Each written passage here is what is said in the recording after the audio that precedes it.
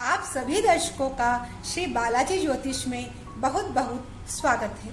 मैं डॉक्टर प्रियंका अमेटा आज आपके सामने ज्योतिष में सूर्य भाग 8 लेकर उपस्थित हुई हूँ। इससे पूर्व ज्योतिष में सूर्य भाग 7 में हमने जाना था कि सूर्य देव कुंडली के सप्तम और अष्टम भाव में कौन कौन से फलों को देने वाले होते हैं।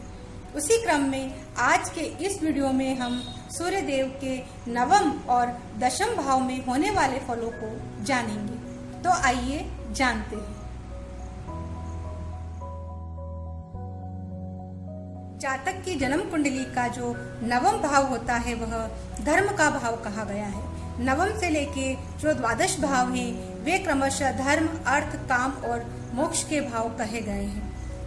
जो नवम भाव होता है वह जातक का भाग्य है। जातक पूर्व जन्म में जो कुछ भी शुभ कर्म करके आया है वह वर्तमान जीवन में उसे भाग्य के रूप में प्राप्त होते हैं। यह भाव जातक के पिता का भाव होता है, जातक के गुरु का भाव होता है, जातक के आध्यात्मिक ज्ञान का भाव होता है, जातक के द्वारा की जाने वाली देवी पूजाओं का भाव होता है, जातक के विश्वास का भाव होता है और जातक के जीवन में की जाने वाली लंबी लंबी यात्राओं का विचार भी इसी भाव से किया जाता है।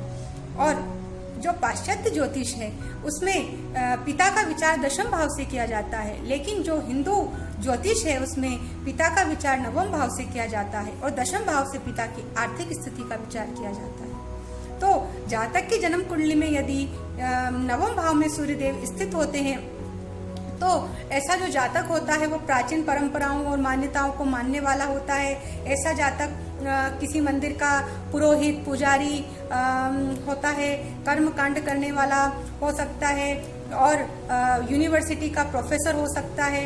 ऐसा सूर्यदेव यहाँ पर जातक को बहुत ही दार्शनिक और धार्मिक उन्नति देते हैं और उसका धार्मिक और दार्शनिक ज्ञान बहुत उत्तम कोटि का होता है। वैश्विक व्यक्तित्व का धनी होता है। ऐसा जातक ख्याति प्राप्त, तीर्थ यात्राएं करने वाला, परोपकारी और मानवीय दृष्टिकोण रखने वाला समाज सेवी व्यक्तित्व होता है।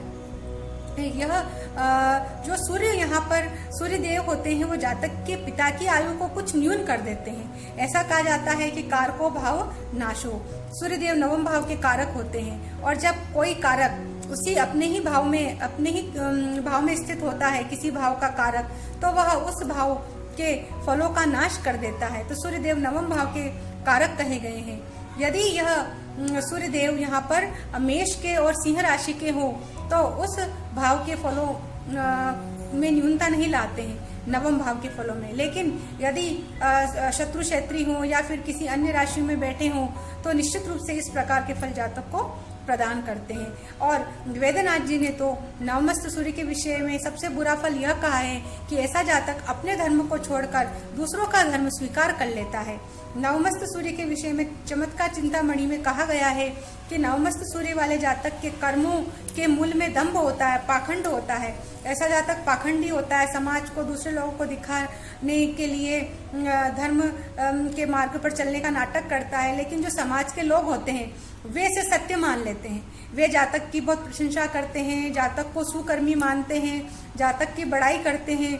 लेकिन कहीं न कहीं जातक को एक मानसिक पीड़ा बनी रहती है, उसको एक मानसिक अशांति चलती रहती है, क्योंकि जातक का जो कर्म है उसके मूल में शुभत्व नहीं होता है। इस प्रकार नवमस्त सूर्य के यह सारे फल ज्योतिष शास्त्र में बताए गए हैं। जातक की जन्म कुंडली का जो 10वां भाव होता है वह कर्म का भाव होता है। इस भाव से जातक के करियर, जातक के प्रोफेशन, जातक की पावर, उसकी स्ट्रेंथ, उसकी जीवनी शक्ति, उसके आत्मबल, उसकी वैधता, उसके पिता की आर्थिक स्थिति, मान सम्मान, प्रतिष्ठा और जातक के जीवन साथी की पारिवारिक स्थिति का विचार किया जाता है। यहाँ पर सूर्यदेव की सबसे फेवरेबल पोजीशन होती है। सबसे अनुकूल सूर्यदेव यहाँ पर फल को प्रदान करने वाले होते हैं, क्योंकि यह जो समय होता है वह दिन के 12 बजे का समय होता है, मध्याह्न काल का समय होता है और यहाँ पर सूर्यदेव को दिग्बल प्राप्त होता है। तो यहाँ पर स्थित सूर्यदेव वाला जो व्यक्ति होता है वह अपने प्रोफेशन में सबसे टॉप पर बैठा हुआ व्यक्ति होता है। कोई बड़ा विधायक होता है, मंत्री हो सकता है, उच्च के जो सूर्यदेव या अपने ही घर के स्वग्रही जो सूर्यदेव, सिंह राशि के सूर्यदेव व्यक्ति को राजतुल्य पदों को प्रदान करने वाले कहे गए हैं, राजतुल्य फल प्रदान करते हैं। और ऐसा जो जातक होता है वो नियम कायदे कानून बनाने वाला, राजनीतिक शक्ति से संपन्न होता है, नेतृत्व शक्ति से संपन्न होता है, उच्च आत्मबल से युक्त होता है, बहुत यश से युक्त होता है, पब्लिक में पहचाने जाने वाला चेहरा होता है, इसकी व्यक्तिगत एवं स्वतंत्र पहचान होती है। और यदि सूर्यदेव बहुत ही शुभत्व लिए हों, दशमेश भी अपनी अच्छी स्थिति में हो, तो ऐसा जो जातक होता है वो सेलिब्रिटी होता है, समाज में उसकी बहुत अच्छी पहचान होती है और किसी कंपनी का बॉस या सीईओ हो सकता है।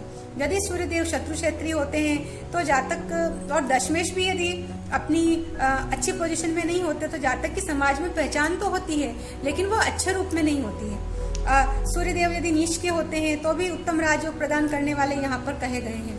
तुला के सूर्यदेव जातक को जज न्यायाधीश बना देते हैं, वृश्चिक के राशि के सूर्यदेव जातक को डॉक्टर बना देते हैं, और अन्य किसी राशि के सूर्यदेव भी यदि यहाँ स्थित होते हैं तो जातक को प्रशासन से संबंधित कोई न कोई उच्च पद अवश्य प्रदान करते हैं। इस प्रकार यह सारे फल दशम भावस्थ सूर्य के यहाँ ज्योतिष शास्त्र में बताए गए हैं। यदि आप सभी दर्शकों को मेरा यह वीडियो पसंद आया हो तो प्लीज़ इसे लाइक करें, शेयर करें, मेरे चैनल को सब्सक्राइब करें और अपनी प्रतिक्रियाएं कमेंट बॉक्स के माध्यम से मुझे अवश्य प्रेषित करें। धन्यवाद। नमस्कार।